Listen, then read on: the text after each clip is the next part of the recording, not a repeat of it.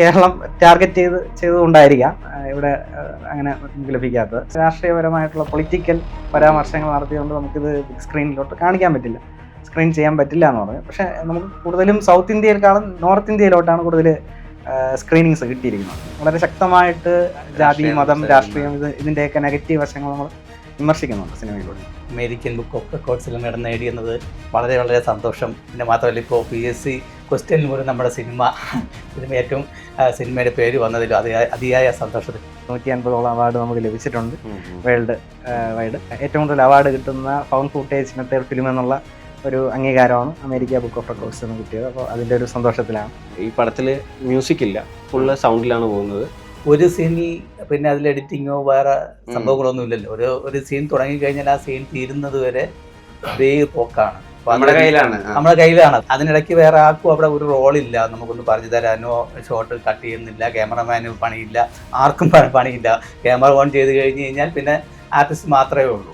അപ്പോൾ എവിടെയെങ്കിലും ഒരു തെറ്റ് വന്നു കഴിഞ്ഞാൽ പിന്നെ നമ്മൾ ആദ്യം ഒരു വീണ്ടും തുടങ്ങാം. ഇൻഡിപെൻഡൻറ്റ് ഫിലിംസിൽ ഏറ്റവും നമ്മളെ ബാധിക്കപ്പെടുന്ന ഒരു ഇഷ്യൂ എന്ന് പറഞ്ഞു കഴിഞ്ഞാൽ ഈ സിനിമകൾ എൻജോയബിൾ അല്ല എന്ന ആൾക്കാരെ തെറ്റിദ്ധരിപ്പിക്കുന്ന ഒരു ക്യാമ്പയിനിങ് ഉണ്ട്. അതെ, അത് പണ്ട് തൊട്ടേ ഉണ്ട്.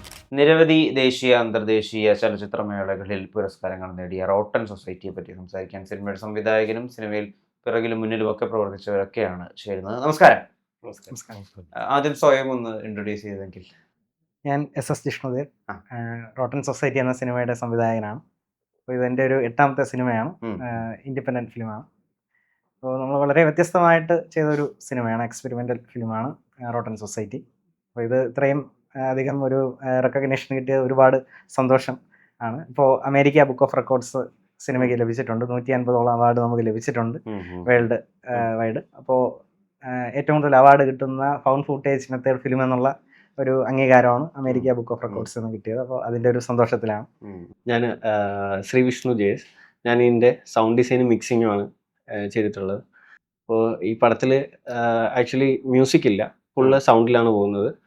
അപ്പോൾ സൗണ്ട് എഫക്ട്സും കാര്യങ്ങളൊക്കെ ചെയ്തേക്കുന്നത് ഷാബു എന്ന് പറഞ്ഞിട്ടൊരു പുള്ളിയാണ്. അപ്പോൾ അതിൽ ഡിസൈനിങ് ആൻഡ് മിക്സിങ് ഞാനാണ് ചെയ്തേക്കുന്നത്. അപ്പോൾ ഇതിൽ ഒരു ഫൗണ്ട് ഫൂട്ടേജ് മെത്തേഡ് എന്ന് പറയുമ്പോഴത്തേക്ക് റിയൽ ഒരു ക്യാമറയിൽ കിട്ടുന്ന വിഷ്വൽസ് ആണ്. അപ്പോൾ അത് ആ ഒരു രീതിയിൽ അതെ. അപ്പോൾ ആ ഒരു രീതിയിൽ സൗണ്ട് ഡിസൈൻ ചെയ്യാൻ പറ്റിയത് വളരെ ഒരു വ്യത്യസ്തമായിട്ടുള്ളൊരു എക്സ്പീരിയൻസ് ആയിരുന്നു. അത് എൻ്റെ കഴിവിൻ്റെ മാക്സിമം എനിക്കതിൽ കൊടുക്കാൻ പറ്റിയെന്നാണ് ഞാൻ വിശ്വസിക്കുന്നത്. ഞാൻ T. സുനിൽ പുന്നക്കാട്. ഈ റോട്ടൺ സൊസൈറ്റിയിലെ പ്രധാന വേഷം ചെയ്തിരിക്കുന്നത് ഞാനാണ്. അപ്പോൾ അതിൽ ഒത്തിരി അവാർഡുകൾ ലഭിച്ചു, അതിലേറെ സന്തോഷമുണ്ട്. പിന്നെ കുറച്ച് കൊമേഴ്സ്യൽ സിനിമകൾ ടെസ്റ്റ് ചെയ്തിട്ടുണ്ട്. ആദ്യമായിട്ടാണ് ഇങ്ങനെ മുഴുനീളൻ ഒരു നായക വേഷം ചെയ്യുന്നത്. അതിൽ തന്നെ 150ൽ പരം അവാർഡ് ലഭിക്കാൻ കഴിഞ്ഞല്ലോ, അതിയായ സന്തോഷമാണ്. അതുപരി അമേരിക്കൻ ബുക്ക് ഓഫ് റെക്കോർഡ്സിൽ ഇടം നേടിയെന്നത് വളരെ വളരെ സന്തോഷം. പിന്നെ മാത്രമല്ല ഇപ്പോൾ PSC ക്വസ്റ്റ്യനിൽ പോലും നമ്മുടെ സിനിമ ഏറ്റവും സിനിമയുടെ പേര് വന്നതിലും അതിയായ സന്തോഷത്തിലാണ്. എന്താണ് PSC ചോദ്യം? പിന്നെ അമേരിക്കൻ ബുക്ക് ഓഫ് റെക്കോർഡ്സിൽ ഇടം നേടിയ മലയാള ചലച്ചിത്രം റോട്ടൺ സൊസൈറ്റിയാണ്. അപ്പോൾ അതിൻ്റെ ഒരു സന്തോഷത്തിലാണ്. എൻ്റെ പേര് പ്രിൻസ് ജോൺസൺ. കലാമേഖലയിലാണ്, അഭിനയമാണ് മുന്നേ ചെയ്തുകൊണ്ടിരിക്കുന്നത് കൂടുതലായിട്ട്. ഇപ്പോൾ ജിഷ്ണുമായിട്ട് 4 സിനിമ ചെയ്തിട്ടുണ്ട്. പിന്നെ ഇത് ഞാൻ അഭിനയിച്ചതിൽ എനിക്ക് കിട്ടിയ ഒരു വ്യത്യസ്തമായിട്ടുള്ള ഒരു കഥാപാത്രമാണ്. ഇതിൽ വില്ലൻ കഥാപാത്രമായിട്ടാണ് ഇതിൽ അഭിനയിച്ചിരിക്കുന്നത്. ഇൻ്റർനാഷണൽ ലെവലിൽ അവാർഡ് ഉൾപ്പെടെ 11 അവാർഡ് എനിക്ക് മാത്രമായിട്ട് ഈ സിനിമയിൽ ലഭിച്ചിട്ടുണ്ട്.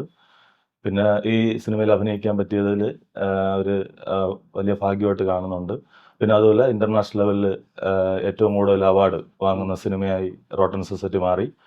അങ്ങനെ ഇപ്പോൾ സോഷ്യൽ മീഡിയയിലും ഫേസ്ബുക്കിലും പിന്നെ ഇൻസ്റ്റാഗ്രാമിലെല്ലാം ഇത് ന്യൂസിലെല്ലാം റോട്ടൺ സൊസൈറ്റി വാർത്തയാണ് പോയിക്കൊണ്ടിരിക്കുന്നത്. പ്രത്യേകിച്ച് വളരെ സന്തോഷമുണ്ട്. നമ്മൾ ഫൈൻ ഫുട്ടേജ് എന്നുള്ള രീതിയിൽ വേൾഡ് ഫേമസ് ആയിട്ട് റക്ക് 1, റക്ക് 2 അങ്ങനത്തെ സിനിമകളൊക്കെ കണ്ടിട്ടുള്ളൂ. ഇതിനൊരു ഇൻഡിപെൻഡന്റ് ഫിലിം മേക്കിംഗ് സൈഡിലേക്ക് അങ്ങനെ കണ്ട സിനിമകൾ ഈ IFFKയിലെ മേളകളിൽ ചില സിനിമകൾ കണ്ടതേ ഓർമ്മയുള്ളൂ. എന്താണ് ഇത് ആദ്യമായിട്ടല്ലല്ലോ ഫൈൻ ഫുട്ടേജ് സിനിമ ചെയ്യുന്നത്? എന്താണ് ഈ ഒരു മെത്തേഡ് ഓഫ് ഫിലിം മേക്കിങ്ങിനോട് ഇത്ര ഇഷ്ടം? ആദ്യമായിട്ടല്ല, തമിഴിലെ ആദ്യത്തെ ഫൗണ്ട് ഫൂട്ടേജ് മെത്തേഡ് ഫിലിം ചെയ്തത് ഞാനാണ്, അമാനുഡ എന്ന് പറയുന്ന സിനിമ. അപ്പോൾ അത് കഴിഞ്ഞിട്ട് ഒരു മോക്യുമെന്ററി സ്റ്റൈലിൽ എന്ന് സാക്ഷാൽ ദൈവം എന്ന് പറയുന്ന ഒരു സിനിമ ചെയ്തിട്ടുണ്ടായിരുന്നു. അപ്പോൾ അത് കഴിഞ്ഞിട്ടാണ് ഇതിലോട്ട് വരുന്നത്. അപ്പോൾ ഇത് ഒരു 2019 ഒരു ടൈമിൽ ഇതിൻ്റെ ഒരു തോട്ട് ഉണ്ടായിരുന്നു, ഒരു കോൺസെപ്റ്റ് ഡെവലപ്പ് ചെയ്ത ആ ഒരു സമയത്താണ്. അപ്പോൾ മറ്റൊരു ആക്ടറിനെ വെച്ച് ചെയ്യാനാണ് ഉദ്ദേശിച്ചിരുന്നത്. പക്ഷേ ആ കോവിഡ് ഒരു പ്രശ്നം വന്നതിന് ശേഷം അതൊക്കെ ഡിലേ ആയി. പിന്നെ ടോട്ടലി നമ്മൾ മറ്റൊരു സിനിമകൾ ഒരു ചിൽഡ്രൻസ് ഫിലിം ചെയ്തു. അപ്പോൾ അതിൻ്റെയൊക്കെ തിരക്കിലായിപ്പോയി. അപ്പോൾ ആ ചിൽഡ്രൻസ് ഫിലിമിൻ്റെ ഷൂട്ടിംഗ് നടക്കുന്ന സമയത്ത് പുള്ളിയായിരുന്നു എന്നെ അസോസിയേറ്റ് ചെയ്തിരുന്നത്, സുനിൽ കുമാർ. അപ്പോൾ ആ സമയത്ത് പുള്ളി ഇങ്ങനെ താടിയൊക്കെ നീട്ടി വളർത്തി. അപ്പോൾ അത് കണ്ടപ്പോൾ പെട്ടെന്ന് എനിക്ക് അത് നേരത്തെ ഉള്ള ആ ഒരു കോൺസെപ്റ്റ് എനിക്ക് സ്ട്രൈക്ക് ആയി. ഞാൻ പുള്ളിയോട് ഡിസ്കസ് ചെയ്ത് ഇങ്ങനെ ഒരു സബ്ജക്റ്റ് ഉണ്ട്, നമുക്ക് ചെയ്യാമോ? അപ്പോൾ ഒരു 2-3 മാസത്തേക്ക് ഇങ്ങനെ താടിയൊക്കെ വളർത്തി മുടിയൊക്കെ വളർത്തി നിൽക്കേണ്ടി വരും, മേക്കപ്പ് ഒന്നുമില്ല, സ്വയം തന്നെ അതെല്ലാം ചെയ്യേണ്ടി വരും എന്ന് പറഞ്ഞു. അപ്പോൾ പുള്ളി അഗ്രി ചെയ്തു. അങ്ങനെയാണ് ഇത് സ്റ്റാർട്ട് ചെയ്യുന്നത്. അപ്പോൾ ഇതൊരു ഫൗണ്ട് ഫുട്ടേജ് മെത്തേഡ് ഫിലിം എന്നുള്ള രീതിയിൽ എനിക്ക് തോന്നുന്നു ഒരു സോഷ്യൽ സറ്റയർ ഫിലിം ഇത് ആദ്യമായിട്ടാണെന്നാണ് എനിക്ക് തോന്നുന്നത്. കൂടുതലും ഹൊറർ മെത്തേഡ് ഫിലിംസ് ആണ്, ക്രൈം ഹൊറർ ഒക്കെയാണല്ലോ. ഇത് ഒരു സോഷ്യൽ സറ്റയറാണ്. വളരെ ശക്തമായിട്ട് ജാതി, മതം, രാഷ്ട്രീയം ഇതിന്റെയൊക്കെ നെഗറ്റീവ് വശങ്ങൾ നമ്മൾ വിമർശിക്കുന്നുണ്ട് സിനിമയിലൂടെ. ഇപ്പൊ ഫൗണ്ട് ഫുട്ടേജ് സിനിമകൾക്ക് സൗണ്ട് ചെയ്യുമ്പോഴേ ഇതിനകത്ത് ഈ ആംബിയൻസ് ആണല്ലോ ആളുകളുടെ ഏറ്റവും പ്രധാനപ്പെട്ട ഒരു സംഗീതമായിട്ട് കൂടി വർക്ക് ആവുന്നത്. അപ്പോൾ ഒരു സാധാരണ സ്ട്രെയിറ്റ് പടം ചെയ്യുന്നതിനേക്കാൾ ഒരു ഫൗണ്ട് ഫുട്ടേജ് പടം വിത്ത് നോ RR ചെയ്യുമ്പോൾ അതിന് എത്രമാത്രം വെല്ലുവിളിയുണ്ട്, എത്രമാത്രം നമുക്ക് ക്രിയേറ്റീവ്ലി കോൺട്രിബ്യൂഷൻ ചെയ്യാൻ പറ്റും? ആക്ച്വലി ഫൗണ്ട് ഫുട്ടേജ് ആയതുകൊണ്ട് തന്നെ നമുക്ക് റിയലിസ്റ്റിക് ആയിരിക്കണം. അപ്പം മാക്സിമം അതുപോലുള്ള ലൊക്കേഷനിലുള്ള സൗണ്ടുകളൊക്കെ എടുത്തിട്ട് സ്റ്റോക്ക് സൗണ്ട് അധികം ഉപയോഗിക്കാൻ പറ്റില്ല. അപ്പോൾ പോയി ആ സെയിം ലൊക്കേഷനിലുള്ള സൗണ്ടുകൾ നമ്മൾ സ്റ്റോക്കും അതിനകത്ത് ഉപയോഗിച്ചിട്ടുണ്ട്, ഇല്ലാന്നല്ല. അതിന്റെ കൂടെ കുറച്ചുകൂടെ റിയലിസ്റ്റിക് കൊണ്ടുവരാൻ വേണ്ടിയിട്ട് ഞാൻ തന്നെ സെപ്പറേറ്റ് അതിന് റെക്കോർഡ് വെച്ചിട്ട് ഞാൻ റെക്കോർഡ് ചെയ്തെടുത്ത ശബ്ദങ്ങൾ കുറച്ച് യൂസ് ചെയ്തിട്ടുണ്ട്. എങ്കിലും നമുക്ക് അതിന്റെ ഒരു നാച്ചുറൽ ടോൺ കൊണ്ടുവരാൻ പറ്റത്തുള്ളൂ. ആക്ച്വലി പിന്നെ ഇതിനകത്ത് ഈ പറഞ്ഞതുപോലെ നമുക്ക് ഇതിലൊരു 5.1 മിക്സ് അല്ലെങ്കിൽ അറ്റ്മോസ് മിക്സിലിട്ട് പോകാൻ പറ്റത്തില്ല. സൗണ്ട് ഫുട്ടേജ് മെത്തേഡ് സ്റ്റീരിയോ മിക്സിലാണ് പോയേക്കുന്നത്. അതുകൊണ്ട് കുറച്ചുകൂടെ കമ്പാരിറ്റീവ്ലി കുറച്ചുകൂടെ ഈസി ആയിരുന്നു മിക്സിംഗ് സൈഡിലോട്ട് വരാൻ പറ്റും. ഡിസൈനിൽ കുറച്ച് ടഫ് ആയിരുന്നു, കാരണം ആ റിയലിസ്റ്റിക് സൗണ്ടിലേക്ക് കൊണ്ടുവരാം. പിന്നെ വളരെ കുറച്ച് സമയത്തിനുള്ളിൽ ചെയ്ത് തീർക്കേണ്ട ഒരു ഉണ്ടായിരുന്നു. അതിലാണ് ചെയ്ത് തീർത്തിട്ടുള്ളത്. അതിന് റെക്കഗ്നിഷൻസ് കിട്ടിയതും വളരെ ഒരു 4-5ഓളം സൗണ്ട് ഡിസൈനിന് എനിക്ക് ഇതിന് അവാർഡ് കിട്ടിയിട്ടുണ്ട് ഇന്റർനാഷണൽ ഫെസ്റ്റിവലുകളിൽ. ഇപ്പോൾ നമ്മൾ സാധാരണ ഒരു സിനിമയിൽ അഭിനയിക്കുന്നവരിൽ ഒരു ഫൗണ്ട് ഫുട്ടേജ് സിനിമയിലൊക്കെ അഭിനയിക്കുക അധികം ഈ ക്യാമറ എന്ന് പറയുന്ന കാര്യത്തിന് കോൺഷ്യസ് ആവാതെ, ഒട്ടും കോൺഷ്യസ് ആവാതെ അഭിനയിക്കുക. കാരണം നിങ്ങളത് അഭിനയിക്കുമല്ലോ, ഒരു ജീവിതത്തെ വേറെ ആരോ പകർത്തി നമുക്ക് കാണിച്ചു തരുന്ന ഒരു ഏരിയയും കൂടിയാണല്ലോ. പിന്നെ ലൈറ്റിംഗ് എന്നൊക്കെ പറയുന്നത് അധികവും നാച്ചുറൽ ലൈറ്റ് ആയിരിക്കും. അങ്ങനെ നമ്മൾ സ്ഥിരം ആക്ടിങ് മെത്തേഡേ ആയിരിക്കില്ല. അതിൽ എത്രമാത്രം വ്യത്യസ്തത അനുഭവിക്കാൻ പറ്റി? അതിൽ നമുക്ക് കൂടുതലും വെല്ലുവിളിയായിരുന്നു. കാര്യം ഒരു സീനിൽ പിന്നെ അതിൽ എഡിറ്റിങ്ങോ വേറെ സംഭവങ്ങളൊന്നും ഇല്ലല്ലോ. ഒരു സീൻ തുടങ്ങിക്കഴിഞ്ഞാൽ ആ സീൻ തീരുന്നത് വരെ അതേ പോക്കാണ്. നമ്മുടെ കയ്യിലാണത്. അതിനിടയ്ക്ക് വേറെ ആർക്കും അവിടെ ഒരു റോളില്ല, നമുക്കൊന്ന് പറഞ്ഞു തരാനോ, ഷോട്ട് കട്ട് ചെയ്യുന്നില്ല, ക്യാമറമാന് പണിയില്ല, ആർക്കും പണിയില്ല. ക്യാമറ ഓൺ ചെയ്ത് കഴിഞ്ഞ് കഴിഞ്ഞാൽ പിന്നെ ആർട്ടിസ്റ്റ് മാത്രമേ ഉള്ളൂ. അപ്പോൾ എവിടെയെങ്കിലും ഒരു തെറ്റ് വന്നു കഴിഞ്ഞാൽ പിന്നെ നമ്മൾ ആദ്യം മുതൽ വീണ്ടും തുടങ്ങണം. അപ്പോൾ അത് ഭയങ്കര വെല്ലുവിളിയാണ്. അപ്പോൾ പിന്നെ നമുക്ക് വേറൊരു കാര്യമുണ്ട്, നമ്മുടെ ഡയറക്ടർ നമുക്ക് പൂർണ്ണ സ്വാതന്ത്ര്യം തന്നിട്ടുണ്ട്. കാര്യം ഡയലോഗ്സ് ആയാലും ശരി, ചിലപ്പോൾ നമുക്ക് നമ്മുടെ കയ്യിൽ നിന്ന് ഇട്ട് നമുക്ക് അതിന് അനുയോജ്യമായ രീതിയിൽ പറയാനുള്ള ഒരു സ്വാതന്ത്ര്യമുണ്ട്. അപ്പോൾ നമുക്കൊന്ന് അഥവാ പറഞ്ഞു വരുന്ന ഡയലോഗ്സിൽ ചിലപ്പോൾ തെറ്റ് വന്നാലും നമുക്ക് അതിനെ മാനേജ് ചെയ്ത് കൊണ്ടുപോകാൻ ഒരു സ്വാതന്ത്ര്യം ഉള്ളതുകൊണ്ട് നമുക്ക് അത്ര ഈസി ആയിരുന്നു. അത് മാത്രമല്ല പിന്നെ നമുക്ക് നാച്ചുറലായിട്ട് അത് ചെയ്യണമെന്നുള്ളതാണ് അതിൻ്റെ വേറൊരു പ്രത്യേകത. പിന്നെ ഇതൊരു പ്രാന്തന്റെ വേഷമായതുകൊണ്ട് അതിൽ ചെറിയ മാറ്റങ്ങൾ അത് ചെയ്യേണ്ടിയുണ്ട്. കാരണം ആദ്യം ജിഷ്ണുവിനോട് ഇതൊരു പ്രാന്തന്റെ കഥാപാത്രമാണെന്ന് പറഞ്ഞപ്പോൾ ഞാൻ കുറെ മാനറിസങ്ങളും കാര്യങ്ങളൊക്കെ എൻ്റെ മനസ്സിൽ ഞാൻ അത് ചെയ്തു വെച്ചു. പക്ഷേ ഈ ഫൗണ്ട് ഫുട്ടേജ് ആണെന്നുള്ള കാര്യം എന്നോട് പറഞ്ഞിട്ടില്ലായിരുന്നു. അപ്പോൾ ചില മൈന്യൂട്ട് സംഭവങ്ങളൊക്കെ പറഞ്ഞെങ്കിൽ അത് ക്ലോസിലും കാര്യങ്ങളൊക്കെ പോയാൽ അത് കിട്ടുള്ളൂ. പക്ഷേ ഇതിൽ അങ്ങനെ സംഭവങ്ങളില്ലല്ലോ. അപ്പോൾ അതുകൊണ്ട് തന്നെ തുടക്കത്തിൽ തന്നെ ഞാൻ എൻ്റെ മനസ്സിൽ ഉദ്ദേശിച്ച പ്രാന്തനെ എടുത്ത് മാറ്റേണ്ടി വന്നു. പിന്നെ ഡയറക്ടറുടെ പ്രാന്തനെയാണ് പിന്നെ അവതരിപ്പിക്കേണ്ടി വന്നത്. അങ്ങനെ എന്നാലും വളരെ ഭംഗിയായിട്ട് ചെയ്യാൻ പറ്റി, വളരെ രസകരമായിരുന്നു. അതിലേറെ നമുക്ക് ഇത്രയും അംഗീകരിക്കപ്പെട്ടതിലുള്ള സന്തോഷവും. ഇങ്ങനൊരു ആക്ടിങ് അനുഭവം തന്നെ പുതിയ ഒരു കാര്യമായിരിക്കുമല്ലോ. അപ്പൊ ഈ ഇംപ്രൈസേഷനുള്ള സ്കോപ്പ് അധികവുമാണ്. കാരണം ഡയലോഗ്സ് എന്ന് പറയുന്നത് കുറെയൊക്കെ നിങ്ങളും കൂടി സ്വയം ഓൺ ക്രിയേറ്റ് ചെയ്യുന്നതും കൂടിയാണല്ലോ. അപ്പൊ ഇതില് അഭിനയിക്കുന്ന ഒരു എക്സ്പീരിയൻസ് ഒന്ന് എക്സ്പ്ലെയിൻ ചെയ്യാമോ? ഇതില് അഭിനയിക്കുന്ന പറഞ്ഞാൽ നല്ല എക്സ്പീരിയൻസ് തന്നെയായിരുന്നു. കാര്യം ഇത് നല്ല നല്ല സ്ക്രിപ്റ്റാണ്. അപ്പോൾ വ്യത്യസ്തമായിട്ടുള്ള കഥയാണ് ജിഷ്ണു ചെയ്യുന്നത്. കാര്യം ജിഷ്ണുവിൻ്റെ സിനിമകളെല്ലാം നോക്കിക്കഴിഞ്ഞാൽ വ്യത്യസ്തമായിട്ടുള്ളൊരു കഥാപാത്രമാണ്. ശരിക്കും പറഞ്ഞാൽ ഇതിൽ ഇപ്പോൾ ശരിക്കും പറഞ്ഞാൽ നേറ്റീവ് ഷെയ്ഡാണ് സുദേവൻ എന്ന് പറഞ്ഞിട്ടുള്ള ഒരു കഥാപാത്രമാണ്. അപ്പോൾ ആ പുള്ളിക്കാരൻ ഒരു രാഷ്ട്രീയ നേതാവാണ്. അപ്പോൾ രാഷ്ട്രീയ നേതാവാണെങ്കിലും പബ്ലിക്കിൽ പുള്ളിക്കാരൻ ശരിക്കും പറഞ്ഞു കഴിഞ്ഞാൽ നോർമലി ഒരു ആളാണ്. പക്ഷെ അല്ലാതെ പുള്ളിക്കാരന് വേറൊരു മുഖമുണ്ട്. അപ്പൊ അങ്ങനെയാണ് അതിൽ വരുന്നത്. പക്ഷെ നല്ല നല്ല ഗംഭീരമായിട്ട് എനിക്ക് അതിൽ പെർഫോം ചെയ്യാൻ പറ്റി. നല്ല എക്സ്പീരിയൻസ് തന്നെയായിരുന്നു. ഇപ്പൊ ഈ റോട്ടൻ സൊസൈറ്റി എന്ന് പറയുമ്പോൾ ജീർണാവസ്ഥയിലുള്ള ഒരു സമൂഹം, അതിന്റെ പ്രശ്നങ്ങൾ എന്നുള്ളതൊക്കെയാണല്ലോ. ഇപ്പൊ തമിഴിൽ ഇപ്പോ മാരി സെൽവരാജും പാരഞ്ജിത്തും ഒക്കെ അങ്ങനത്തെ സിനിമകൾ എടുത്ത് സജീവമാണ്. മലയാളത്തിൽ അങ്ങനത്തെ അറ്റംപ്റ്റുകൾ അധികം വന്നിട്ടില്ല. മലയാളത്തിൽ അങ്ങനെ ഓപ്പൺ ആയിട്ട് ജാതിയെ പറ്റിയിട്ടോ മതത്തെ പറ്റിയിട്ടോ രാഷ്ട്രീയത്തെ പറ്റിയിട്ടോ അങ്ങനെ തുറന്ന് സംസാരിക്കുന്ന സിനിമകളെ വളരെ വിരളമാണ്. ഒരു സമയത്ത് ടി വി ചന്ദ്രനും അല്ലെങ്കിൽ ജയരാജും ഒക്കെ ചെയ്ത സിനിമകളല്ലാതെ അങ്ങനെ മെയിൻ സ്ട്രീമിൽ വലിയ സിനിമകൾ അങ്ങനെ വരുന്നില്ല. ഇപ്പൊ എത്രമാത്രം പ്രസക്തി ഉണ്ടെന്നാണ് വിചാരിക്കുന്നത് റോട്ടൻ സൊസൈറ്റിക്ക്? റോട്ടൻ സൊസൈറ്റിക്ക് ഒരുപാട് കാലിക പ്രസക്തിയായിട്ടുള്ള ഒരുപാട് സംഭവങ്ങൾ ഇതിൽ പറയുന്നുണ്ട്. അത് ഇപ്പോൾ മാത്രമല്ല, കാലാകാലങ്ങളായിട്ട് ഇവിടെ നടക്കുന്ന പ്രശ്നങ്ങൾ വളരെ ശക്തമായിട്ട് നമ്മൾ വിമർശിക്കുന്നുണ്ട്. അത് രാഷ്ട്രീയപരമായിട്ടായാലും അത് ജനങ്ങളെ വിട്ടികളാക്കുന്ന രീതിയിലുള്ള പല കാര്യങ്ങളും അതെല്ലാം നമ്മൾ തുറന്ന് സംസാരിച്ചിട്ടുണ്ട്. ആ തുറന്ന് സംസാരിച്ചുകൊണ്ട് തന്നെ പല ഫെസ്റ്റിവൽസിലും നമുക്ക് എൻട്രി ലഭിച്ചിട്ടില്ല. അവര് നമ്മൾ വിളിക്കുന്ന സമയത്ത് പറയുന്നതെന്ന് പറഞ്ഞാൽ രാഷ്ട്രീയപരമായിട്ടുള്ള പൊളിറ്റിക്കൽ പരാമർശങ്ങൾ നടത്തിയതുകൊണ്ട് നമുക്കിത് ബിഗ് സ്ക്രീനിലോട്ട് കാണിക്കാൻ പറ്റില്ല, സ്ക്രീൻ ചെയ്യാൻ പറ്റില്ല എന്ന് പറഞ്ഞു. പക്ഷെ നമുക്ക് കൂടുതലും സൗത്ത് ഇന്ത്യയിലേക്കാളും നോർത്ത് ഇന്ത്യയിലോട്ടാണ് കൂടുതൽ സ്ക്രീനിങ്സ് കിട്ടിയിരിക്കുന്നത്. കാര്യം എനിക്ക് തോന്നുന്നു കുറച്ചുകൂടി കേരളം ടാർഗറ്റ് ചെയ്തുകൊണ്ടായിരിക്കാം ഇവിടെ അങ്ങനെ ലഭിക്കാത്ത സ്ക്രീനിങ്സ്. അപ്പോൾ ഈ ഫെസ്റ്റിവൽസിൽ നിന്ന് റിജക്ഷൻ കിട്ടണമെങ്കിൽ തീർച്ചയായിട്ടും അത്രയും കാഠിന്യമേറിയ വിമർശനമാണ്. അതേപോലെ തന്നെ നമ്മുടെ ഈ മനുഷ്യന്മാരെ എല്ലാം സ്പ്ലിറ്റ് ചെയ്യുന്ന ഘടകങ്ങളായിട്ട് ഒരു മേജർ ഫാക്ടേഴ്സ് ആയിട്ട് മാറുന്ന കാര്യങ്ങളാണ് ജാതി, മതം, രാഷ്ട്രീയം. ഇതെല്ലാം നമ്മൾ ശക്തമായിട്ട് വിമർശിക്കുന്നുണ്ട്. ഇപ്പൊ ഇൻഡിപെൻഡന്റ് സിനിമകൾക്ക് എത്രമാത്രം ഇനി നമുക്കൊരു പ്രാധാന്യം ഉണ്ട് അല്ലെങ്കിൽ കാഴ്ചക്കാരുണ്ട്, അത് കൂടുന്നതായിട്ടാണോ ഫീൽ ചെയ്യുന്നത്? പണ്ട് ഇൻഡിപെൻഡന്റ് സിനിമകൾ എന്ന് പറഞ്ഞാൽ തന്നെ ആള് കയറാത്ത സ്ലോ ആയി പോകുന്ന അവാർഡ് സിനിമകൾ എന്നുള്ള പേരിൽ അത് വരിക. പിന്നെ അതിന് എന്തെങ്കിലും ഒരു അവാർഡൊക്കെ കിട്ടുമ്പോഴായിരുന്നോ അത് വലിയൊരു സിനിമയാണല്ലോ. അപ്പൊ ഇപ്പോഴും നമ്മൾ പല പേരറിയാത്തവർ എന്ന് പറയുന്ന സുരാജ് ഞാറമ്പൂടിന്റെ സിനിമ നമ്മൾ കണ്ടിട്ടേ ഇല്ല. അപ്പം നമ്മൾ പറയുന്ന ഇങ്ങനത്തെ ഇൻഡിപെൻഡന്റ് വർക്കുകൾ അപ്രീഷിയേറ്റ് ചെയ്യാൻ എത്രമാത്രം നമ്മുടെ ഓഡിയൻസ് ഇപ്പൊ തയ്യാറാണ്? എത്രമാത്രം സിനിമ സൊസൈറ്റിയിൽ നിന്ന് വ്യത്യസ്തമായിട്ടുള്ള സിനിമാ സജ്ജീകരണങ്ങളിൽ നിന്ന് നിങ്ങൾക്ക് അതിനുള്ള പ്രോത്സാഹനം കിട്ടുന്നുണ്ട്? ഇൻഡിപെൻഡന്റ് ഫിലിംസിൽ ഏറ്റവും നമ്മളെ ബാധിക്കപ്പെടുന്ന ഒരു ഇഷ്യൂ എന്ന് പറഞ്ഞു കഴിഞ്ഞാൽ ഈ സിനിമകൾ എൻജോയബിൾ അല്ല എന്ന ആൾക്കാരെ തെറ്റിദ്ധരിപ്പിക്കുന്ന ഒരു ക്യാമ്പയിനിങ് ഉണ്ട്. അതെ, അത് പണ്ട് തൊട്ടേ ഉണ്ട്. പക്ഷെ അത് കണ്ടു കഴിഞ്ഞു കഴിഞ്ഞാൽ ചില ഇറാനിയൻ ഫിലിംസ് കാണുമ്പോൾ നമുക്ക് അതിന്റെ ക്ലൈമാക്സ് വരെ കാണുമ്പോഴാണ് അതിന്റെ ഫുൾ എഫക്ട് കിട്ടുന്നത്. അത്തരത്തിലുള്ള സിനിമകളാണ് ഇൻഡിപെൻഡന്റ് ഫിലിംസ്. ഇപ്പൊ ഐഫഫിന് കഴിഞ്ഞോട്ടും സിറാത്ത് എന്ന് പറഞ്ഞ സിനിമ വന്നിട്ടുണ്ടായിരുന്നു, മൈൻഡ് ബോംബിങ്ങിനെ പറ്റിയുള്ള സിനിമയാണ്. അത് ഈ പറഞ്ഞ പോലെ അവസാനം വരെ കണ്ടാലേ നമുക്ക് എന്താണ് അതിന്റെ ത്രില്ലെന്ന് മനസ്സിലാവും. ഒരു ദിവസത്തെ കളിയാണെങ്കിലും അത് അവസാനം വരെ കണ്ടാലേ മാംബ്രോത്തിലും ഒക്കെ അവസാനം വരെ കണ്ടാലേ അതിന്റെ യുക്തി മനസ്സിലാവുള്ളൂ. അപ്പോൾ ഞാൻ പറയാൻ വന്ന കാര്യം അതാണ്. ഇതും എൻജോയബിൾ ആയിട്ടുള്ള സിനിമകൾ തന്നെയാണ്. അതായത് എല്ലാ സിനിമകൾക്കും ഓഡിയൻസ് ഉണ്ട്, അതിൻ്റെതായിട്ടുള്ള ഓഡിയൻസ് ഉണ്ട്. അപ്പോൾ റൈറ്റ് ഓഡിയൻസിന്റെ അടുത്ത് റൈറ്റ് സിനിമ എത്തുമ്പോഴാണ് അത് വിജയിക്കുന്നത്. അപ്പൊ നമ്മുടെ ഓഡിയൻസ് ഫെസ്റ്റിവൽസിൽ മാത്രമേ ഉള്ളൂ, അതാണ് സത്യം. കാര്യം നമ്മൾ ഇത് തിയേറ്ററിൽ കൊണ്ട് ഇറക്കി കഴിഞ്ഞു കഴിഞ്ഞാൽ ഇതില് ഒന്നാമത് നമുക്ക് സ്റ്റാർ കാസ്റ്റ് ഒന്നുമില്ല.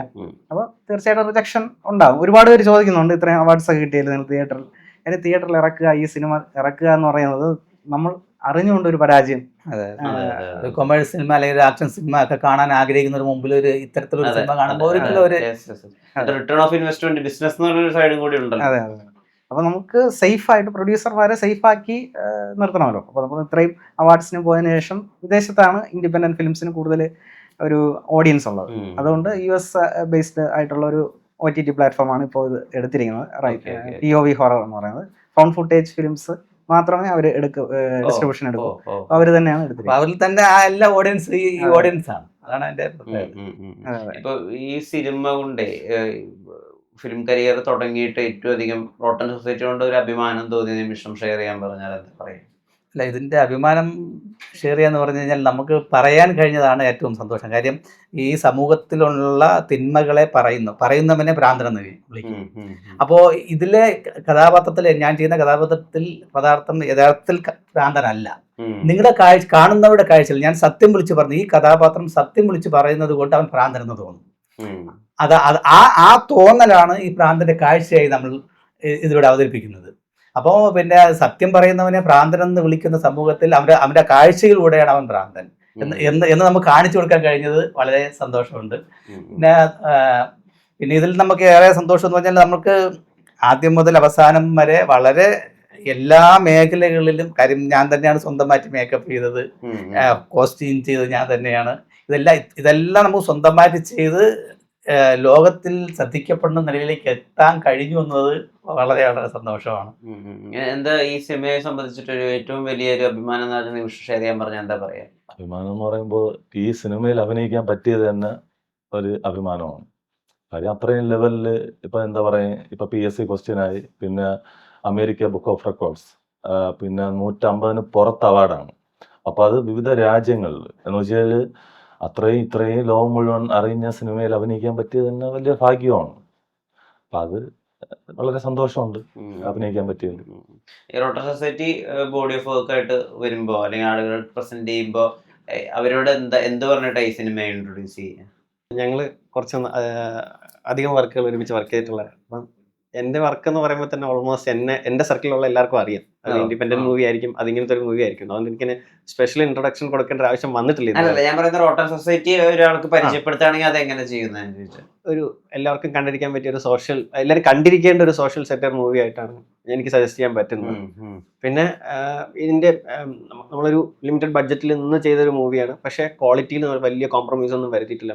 നമ്മളെ കൊണ്ട് പറ്റുന്ന രീതിയിൽ മാക്സിമം എഫേർട്ട് എടുത്ത് തന്നെയാണ് നമ്മൾ ചെയ്തിട്ടുള്ളത്. അപ്പോൾ ഇത് OTT-യിൽ വരുമ്പോൾ എല്ലാവരും കണ്ട് പ്രോത്സാഹിക്കണം എന്നുള്ള ഒരു റിക്വസ്റ്റ് ആണ് ചെയ്യാനുള്ളത്. കാരണം നമുക്ക് നേരത്തെ പറഞ്ഞതുപോലെ ഇൻഡിപെൻഡന്റ് മൂവീസിന് ഒരു ഓഡിയൻസ് വളരെ കുറവാണ്.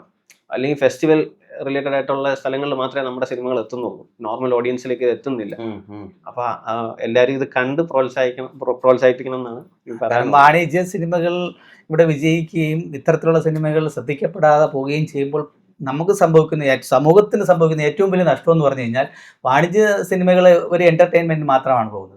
ഇത്തരം സിനിമകളിലൂടെ സമൂഹത്തിന് വേണ്ട മാറ്റങ്ങളെ കുറിച്ച് സംസാരിക്കുന്നതും നമ്മുടെ മനസ്സിൽ എന്തെങ്കിലും ചേഞ്ച് ഉണ്ടാവണമെങ്കിലും കുറിച്ച് സംസാരിക്കുന്ന ഇത്തരം സിനിമകളാണ്. അപ്പൊ ഇത്തരം സിനിമകളിലേക്ക് സമൂഹം വരണം, ഇത്തരം സിനിമകൾ കാണണമെന്നാണ് പറയുന്നത്. അത് തന്നെയാണ് നമ്മൾ ഇതിൻ്റെ അഭിമാനവും. കാരണം നമുക്ക് ഈ സമൂഹത്തിന് വേണ്ടിയുള്ള ചില മാറ്റങ്ങളും ചില ദൂഷ്യവശങ്ങളും ചൂണ്ടിക്കാണിക്കാൻ കഴിഞ്ഞു എന്നുള്ളത് തന്നെയാണ് ഏറ്റവും വലിയ സന്തോഷവും അഭിമാനവും. ഈ സിനിമ വളരെ അധികം വലിയൊരു ബിസിനസ് എന്റർടൈൻമെന്റ് കൂടിയാണല്ലോ, ഒരുപാട് പണവും ഒക്കെ ഒഴുകുന്ന ഒരു ഇൻഡസ്ട്രിയും കൂടിയാണല്ലോ സിനിമ. എന്തുകൊണ്ടാണ് ഒരു തരത്തിലും ഒരു വാണിജ്യ സിനിമയോ അല്ലെങ്കിൽ ഒരു commercial cinema, out and out entertainer അങ്ങനെ ഉണ്ടാക്കിയ ഒരു പണം ഉണ്ടാവും, സൗകര്യം ഉണ്ടാവും, ഒരുപാട് പ്രസിദ്ധി ഉണ്ടാവും, അങ്ങനെ ഒന്നും ആലോചിച്ചു പോകുന്നത് എന്താ? നമ്മൾ എല്ലാ തരത്തിലുള്ള സിനിമകളും ചെയ്യണം എന്നുള്ള ആഗ്രഹമുണ്ട്.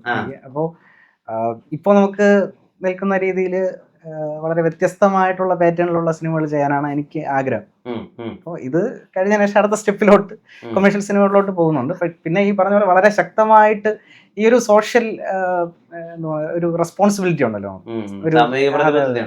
അതെ. അപ്പോൾ അല്ലെങ്കിലും കൊമേഴ്ഷ്യൽ സിനിമയിൽ പ്രശസ്തി സമ്പത്തും ഉണ്ടായെന്ന് പറഞ്ഞാലും എത്ര കാലം നിലനിൽക്കും? ഇത്തരം പടങ്ങളാണ് എല്ലാ കാലങ്ങളും ചർച്ച ചെയ്തിട്ടുള്ളത്.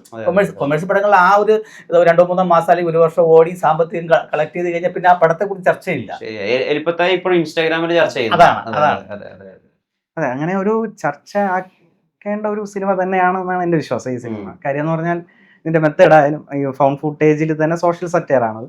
അത് ഒന്ന്. പിന്നെ പല തരത്തിലുള്ള ഒരു വിഷ്വൽ മെറ്റഫർ നമ്മൾ ഇതിൽ ഉപയോഗിച്ചിട്ടുണ്ട്. എന്ന് പറഞ്ഞു കഴിഞ്ഞാൽ ഈ ക്യാമറയെ ഭ്രാന്തൻ വിളിക്കുന്നത് ജീസസ് ആണ്, ദൈവം എന്നുള്ള രീതിയിൽ വിളിക്കുന്നുണ്ട്. അപ്പോൾ UK ഫിലിം റിവ്യൂ എന്ന് പറയുന്ന ചാനൽ ഇത് റിവ്യൂ ചെയ്തിട്ടുണ്ട്.